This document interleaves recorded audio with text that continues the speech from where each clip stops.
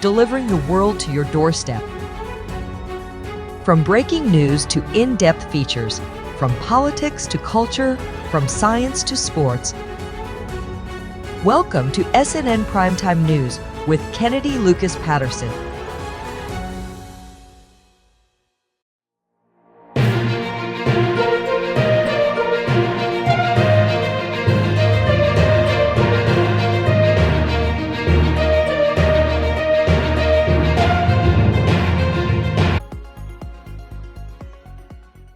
Slowest U.S. inflation since 2021 raises rate cut hope.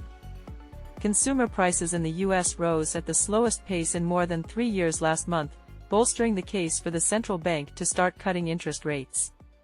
Overall, prices rose 2.9% over the 12 months to July, the smallest annual increase since March 2021, down from 3% in June, the Labor Department said.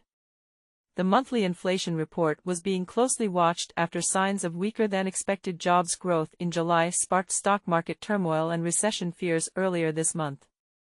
Analysts said the figures should help convince the Federal Reserve that high borrowing costs are working to return inflation back to normal, despite upticks in housing and food costs.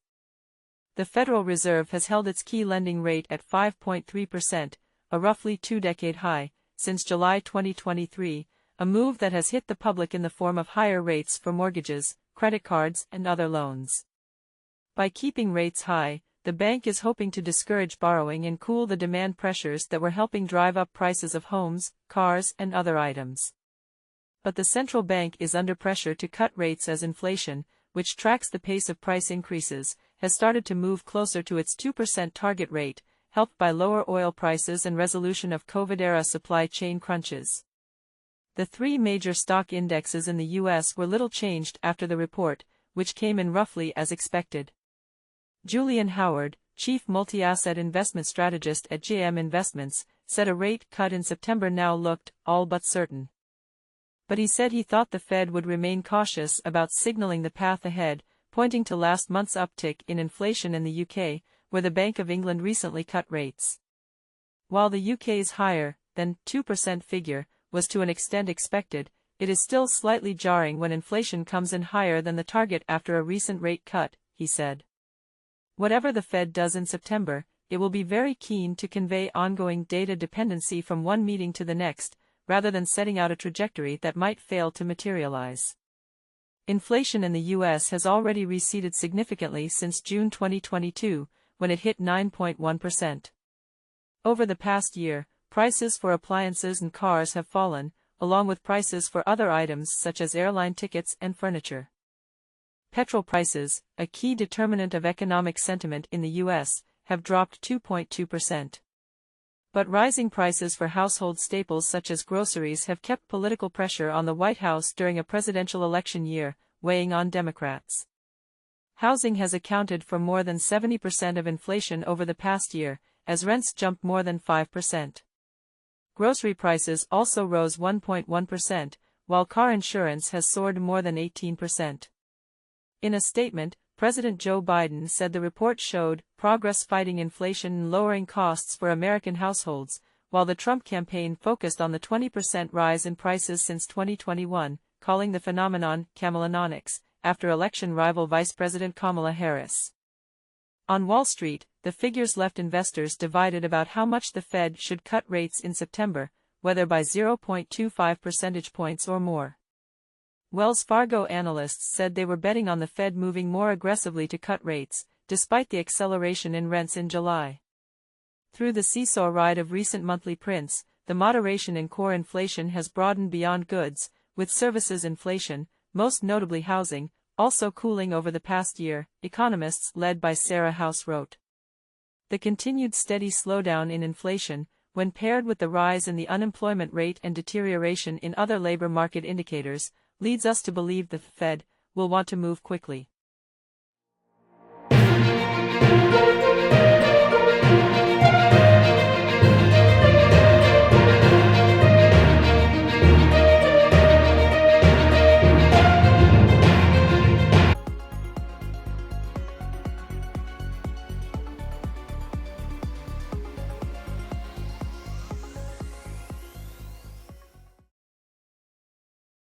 Why are there so many fast food offers on? The fast food giants are falling over themselves in an increasingly competitive race to offer you the best deal. Whether that's low-price breakfasts at McDonald's or at bakery chain Greg's, or lunch offers from KFC and Domino's, promotions are surging in popularity. So why the sudden splurge in special offers? Put simply, customers are being more thrifty and the chains want to tempt you back, though critics worry about the health impacts of this buffet of fast food deals. The number of promotions on offer at fast food restaurants, bakeries, and coffee shops between April and June this year jumped by a third from the same period last year. This is according to data from Meaningful Vision, which tracks the sector. The use of promotions is growing as a key tool to generate additional traffic, which has not been growing, says Chief Executive Maria Vanafitova. Footfall was in decline over the year to May, and only now is 1% up on a year ago, she says. Fast food operators, like other businesses, put their prices up sharply during the cost of living crisis. But prices in fast food on average increase slightly more than prices in grocery chains, points out Siobhan Gann, a retail expert at consulting firm Roland Berger, who used to be an executive at KFC. This unprecedented speed of change has not really given businesses or consumers time to get used to the new price levels, she says. This is making customers either trade down to cheaper menu items or eat at home instead, Ms. Gann adds. As such, fast food companies are using the promotion lever to try to stimulate demand. Let's not forget that firms have a bottom line to think about.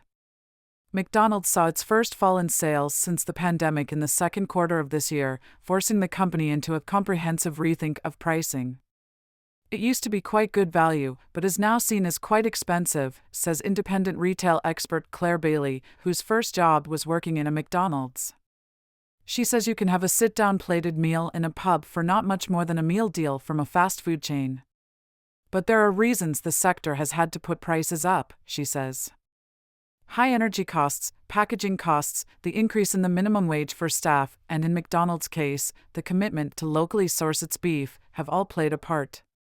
Alistair Macro, chief executive of McDonald's UK and Ireland, says people face difficult decisions about where and when they spend their money, and that value is more important than ever. He says the firm listens to customer feedback when it comes to considering what offers to run.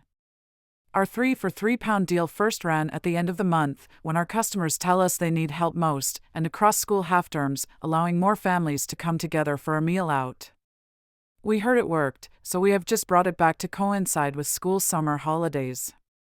He adds that McDonald's introduced a breakfast deal in the spring which brought it into direct competition with Greg's because customers told us they need to prioritize value at breakfast.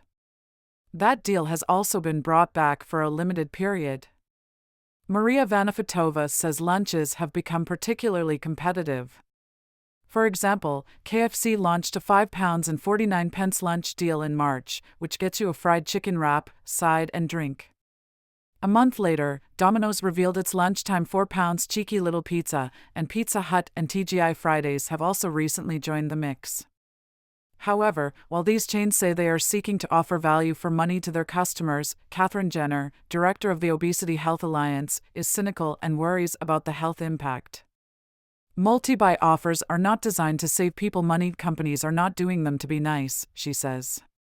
They are a marketing tactic designed to get people to buy things they weren't otherwise going to. Ms. Jenner says the portion sizes in fast food places are much larger than you would make at home. There is also more sugar, salt, and fat, she says. You can't even make informed decisions about what you're buying as the information isn't easily available. So how long can we expect this proliferation of promotions to last? Once consumers come to expect discounts and vouchers and so on, it's hard to take it away because a lot of shoppers will come to rely on it, says Ms. Bailey. They may never have gone there for full price. Siobhan Gann isn't so sure, though. I would expect discounting to continue for at least the rest of this year, but to gradually ease off as consumer sentiment continues to improve and as interest rates ease. But one trend that looks like it is here to stay is that of offering deals via apps. McDonald's Mondays and Burger King's Whopper Wednesdays are both examples of app-based promotions. KFC and Subway also offer new deals every few weeks for their app customers. More and more companies are approaching their loyal clients and offering them deals to keep them loyal, says Meaningful Vision's Maria Vanafitova. They will be hoping that their loyal customers repay them in kind.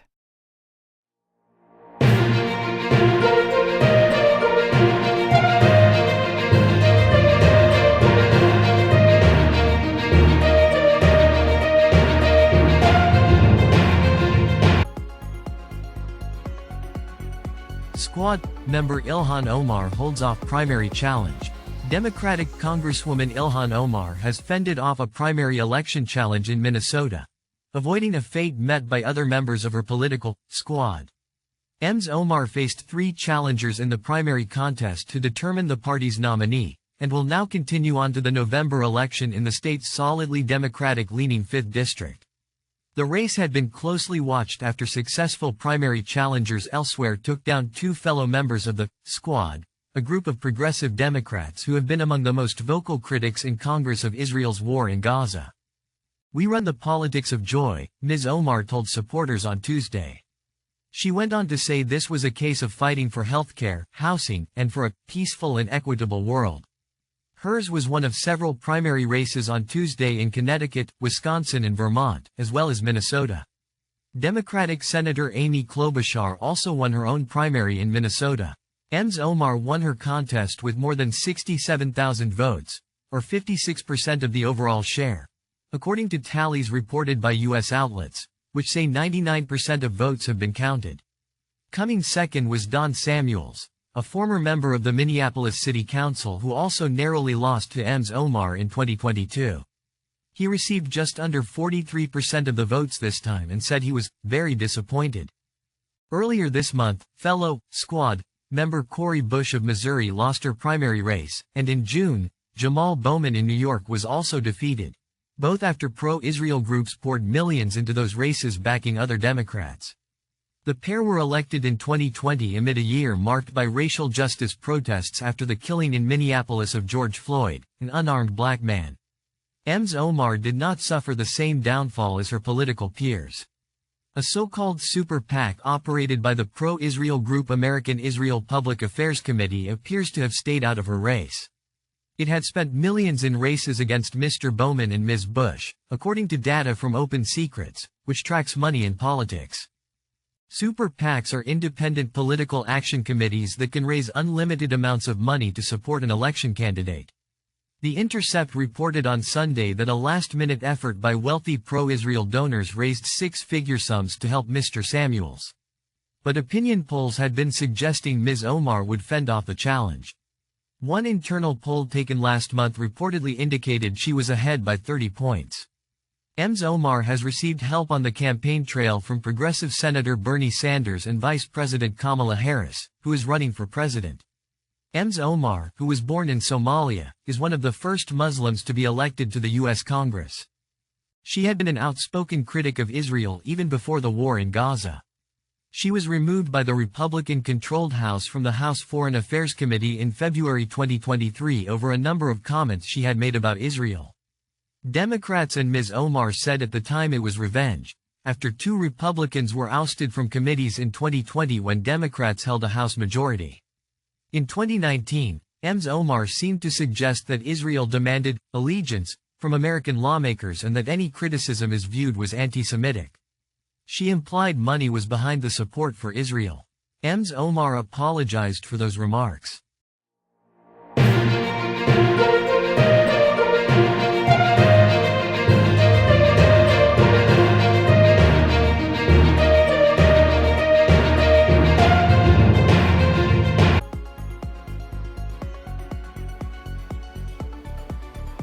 Social media explanations: what is new with VAR this season? The 2023-24 Premier League season ended with Wolves triggering a vote to scrap the use of video assistant referees after a season of acrimony around the standard of refereeing and impact of technology on football. Wolves lost the vote 19-1, but the Premier League promised to improve VAR. As VAR enters its 6th season in the top flight, the Premier League says fans can expect quicker decisions, fewer interventions, more emphasis on backing the referee's judgment, plus near-live explanations of VAR calls on social media platform X. BBC Sport outlines the key talking points and changes, following briefings with the Premier League and referees chief Howard Webb this week. It was announced this week that the Premier League Match Centre external account on X will post near-live explanations of VAR decisions. The sports lawmakers IFAB have ruled out broadcasting the in-game discussions between officials as audio or video is too chaotic, but are continuing trials of referees announcing decisions to the crowd, as seen in the 2023 Women's World Cup. So for now, Premier League Chief Football Officer Tony Scholes and Webb say that to improve the experience for fans at top-flight games this season they plan to put more replays on the big screens and make more use of social media. Scholes said the Premier League are potentially going to trial in-game announcements, but not just yet because with the changes we're making we don't want to put additional pressure on the referees. Webb hosts a regular show called Match Officials Mic'd Up which plays out the audio discussions between referees and the VAR around selected key decisions. He said he was somewhat disappointed by Wolves' bid to scrap the technology. Since VAR was introduced, the guidance for its use has always been to correct clear and obvious errors. That measurement can also be subjective. Clear and obvious remains the key test. But Scholes said they have a 6-point plan approved by clubs and explained to players, which includes introducing a referee's call approach similar to cricket with VAR as a safety net, reaffirming a high bar for VAR intervention, not re-refereeing subjective decisions made by on-field officials, making sure people understand VAR will not achieve perfection. Scholes explained, when we do see VAR, we'll see it applied quicker so that the delays that occurred after the incident at Liverpool last year which damaged everybody. I think you'll see a reduction in delays and fewer VAR interventions. Webb added, you don't see it that much in the Premier League anyway, our intervention levels are less than pretty much every other league anywhere. What you will see is more efficiency. We know here that people don't want forensic examination when that's not necessary. We're looking for those clear errors that should jump off the screen, and if that doesn't exist in the situation then check complete and we move on. We acknowledge there are areas we can do better. There were some high-profile situations last season which resulted in clear errors not being rectified. That's our role, to fundamentally rectify those clear errors and to do that as effectively and efficiently as possible. There were actually less errors last year than before. A small number of incidents live large in the memory, Webb added. He also said that match officials, including VAR, only actually take away 1 in every 25 goals. Scholes said the system will never be perfect and accepts that VAR comes with a cost, but explained, the cost is partly inevitable, there are delays to the game, the supporter experience is poor. We know that and we're not going to get rid of that, it's an inevitable part of VAR. But our job is to minimize it. In a briefing document issued by the Premier League to its 20 clubs before last season's vote to scrap VAR, it said the average delay to a game for a single VAR check lasted 64 seconds in the 2023-24 season. That was longer than the 40-second average in 2022-23. Webb said, there was undoubtedly more caution shown by the officials after that, Liverpool's Luis Diaz situation. I think fundamentally a lot of the frustration comes not out of the final decision. When people take a step back they know the game throws up debate, but sometimes it can slow the game down. It can take up time to get to that decision, and even if it is correct in the vast majority, if it's taken too long to get there it can get frustrating. One area that has been shown to improve speed and accuracy is semi-automated offside technology, SAOT. It will not be in place for the start of the new season, but Scholes said that expectation was for October. FIFA first used the technology at the 2022 Men's World Cup in Qatar, and it was also in operation at the Men's Euros this summer. It is anticipated SAOT could cut the length of a VAR check for offside by 31 seconds. It saves officials time drawing offside lines on monitors. Scholes added, we're going to bring it in when we're absolutely certain that it will work properly and improve things. We'll be testing it through the first match rounds of the year, it will be working in the background. We're bringing in a new system, a different system which is more accurate than the system which is in use in other competitions.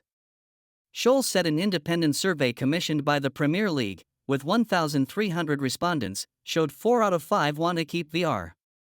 He added, that says 1 in 5 would get rid of it, and that's a big minority. And most of the 4 out of 5 say we need to improve it. The Football Supporters Association, FSA, challenged this claim, saying it made the Premier League appear to be in denial.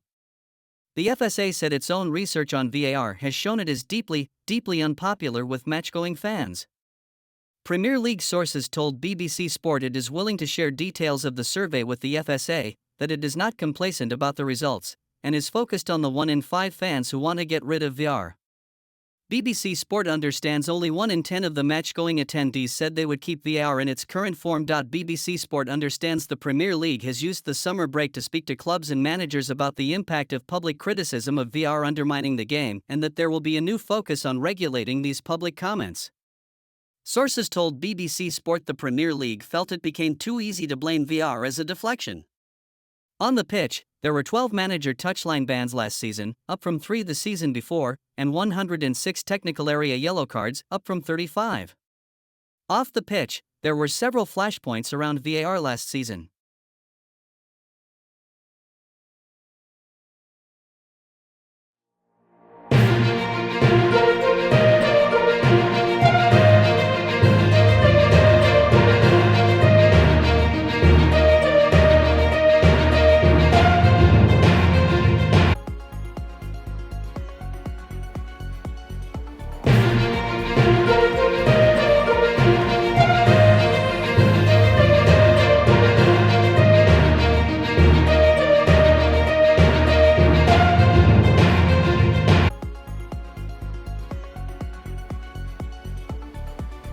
Why Switzerland is home to 2 of the world's most livable cities. It has been quietly making its case for being one of the best places in the world to live, with multiple cities listed in 2024's Global Livability Index and Smart City Index. When it comes to the world's best country rankings, Scandinavia typically tops the charts. We're used to seeing Denmark, Finland and Norway leading the pack in the world's happiest country lists. But another European country has been quietly making its case for being one of the best places in the world to live. With multiple cities listed in the top 10 of this year's Global Livability Index and the Smart City Index, Switzerland shows that its policies offer nationwide impact. Zurich and Geneva cracked the top 10 most livable cities, with perfect scores in healthcare and education, while Zurich came in as the #1 smart city for its chart-topping infrastructure and technology score, with Geneva following close behind in 4th place, followed by Lausanne in 7th. As a smaller country bordered by 5 other nations, Switzerland has been influenced by various cultures and languages throughout its existence, which has led to positive styles of governance, according to residents. One big cultural influence is our history as a nation by will, with a lot of minorities, cultural, ethnic, language, etc., resulting in a high sensitivity and acceptance of compromises, said resident Rez Marti, founder of Switzerland Beyond Chocolate. The country famously practices direct democracy where every citizen gets a vote on laws and referendums, which helps residents feel like they have a real voice when it comes to how they live and how their tax dollars are spent. In our village, they wanted to extend the school, so there was a vote to raise the tax for 5 years to pay for it, said Rosamund Tadgel, founder of Glow Concierge, who lives and works in Zurich. The vote passed with an overwhelming majority because people understand the importance of education. In the Global Livability Ranking, both Geneva and Zurich scored a perfect 100 on education, something that residents noted as a particular point of pride. Public schools are excellent. If I still lived in the UK, I would 100% send my children to private school. But in Switzerland it's just not needed, said Tadgel. It's so international at our local school that my kids speak 4 languages, and that is fairly typical. Every single one of their friends speaks at least 2, and most 3 or 4, which is such a massive advantage. The classes here aren't just focused on academic achievement either.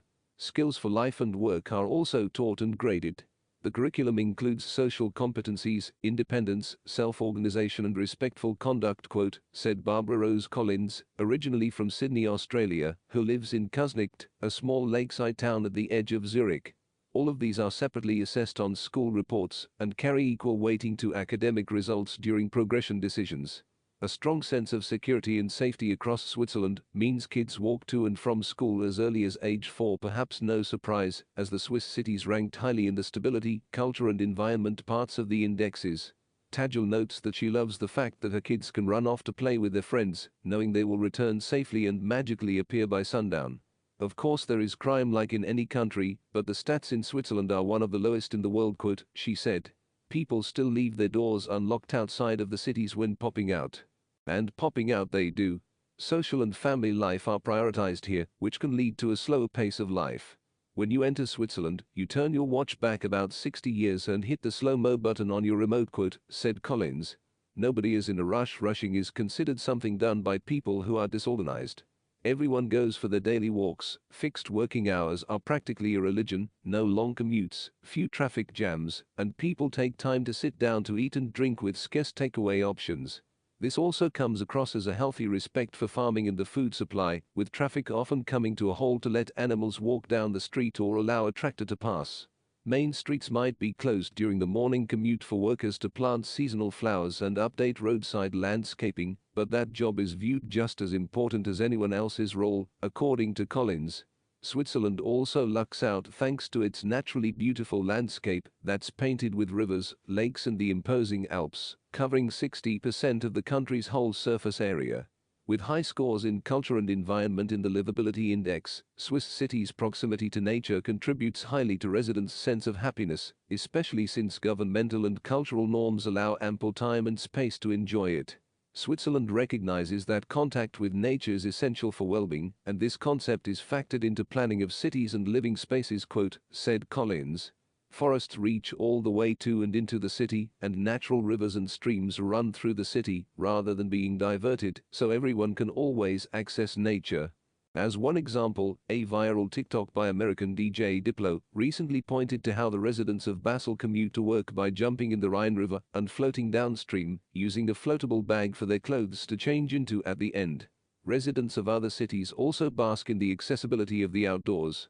I often go for a walk along Lake Geneva with a stop in the gardens of the Olympic Museum, and then I continue until the village of Pully, where I relax by the Bar La Generale, quote, said Olivia Boshart, a manager at Lausanne Tourism. I always have my swimsuit with me as there are several access points and beaches by the lake, not to mention the charming lakeside villages between Street Sulpice and Lutry. Melanie Trummer, a resident of Grindelwald in the Bernese Alps, famous for the imposing Eiger Mountain, adds that the benefits of the country's engaged infrastructure even extends outside the major cities. Grindelwald offers the advantages of a mountain village and the possibilities of a city, quote, she said. Good tourist infrastructure and various service providers like cable cars, public transports, hotels, restaurants and businesses ensure that the Eiger village, despite its alpine location, is an attractive workplace with secure working conditions. For travelers in particular, Switzerland offers easy access to the rest of Europe, as well as intercity public transportation, with a reliable train system and technology services that make life more convenient. The Swiss Pass card serves as a universal ticket for all public transport and provides access to libraries, museums and municipal facilities, quote, said Norshin Farichter, founder of Globe Gazers, who splits her time between Geneva and northern Italy.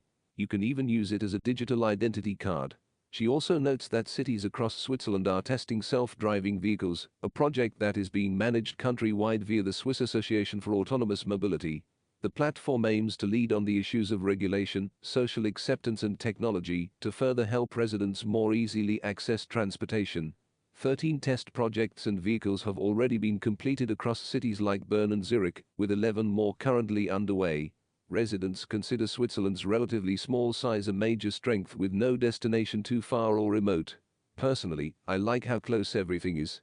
This makes mountain excursions or leisure activities across the entire country very easy, quote, said Marty. If I want to, I can be on hiking trails in the mountains, in the city center or on the lake in about 30 minutes.